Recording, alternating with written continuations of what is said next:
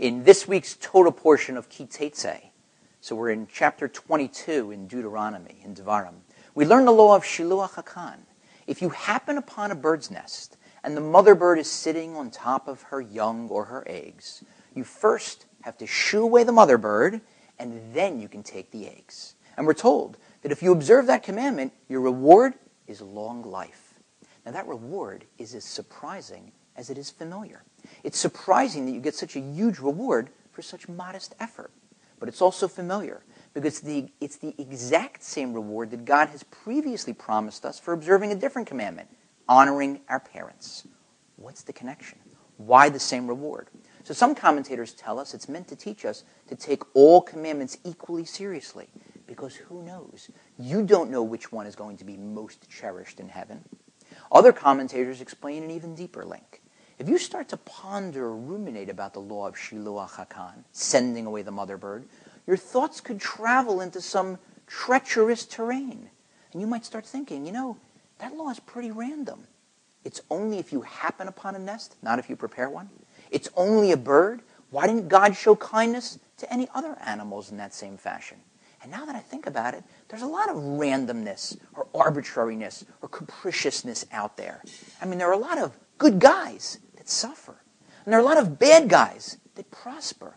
And I might start to worry. Maybe it is all just random. Maybe it is all just coincidence. Maybe there is no God.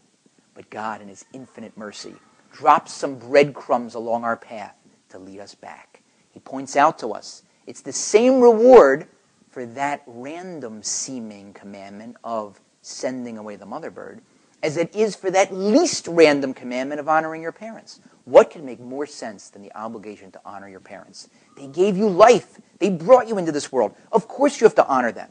And it's a difficult commandment. Of course you get a lot of reward. So God tells us, same reward. Why? Don't think there's any randomness. There's none.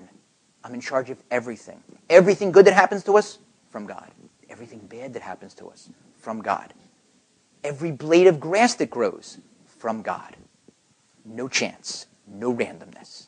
And so now we can understand the exhortation at the end of this week's Torah portion, in chapter 25 in Deuteronomy, when we're told to remember what Amalek, our bitterest enemy, did to us when we were leaving Egypt.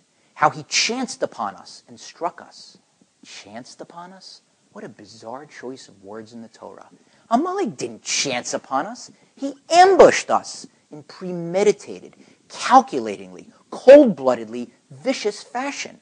That was not happenstance. So why is the Torah describing it as chancing upon us?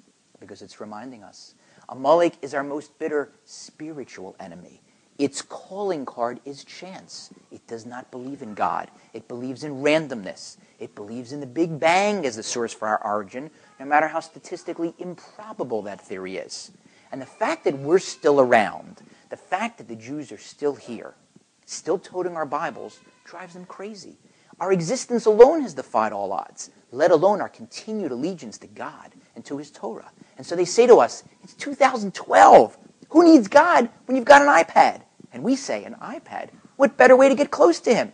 We can watch Torah videos. We can study a page in the Talmud. We can study the Torah.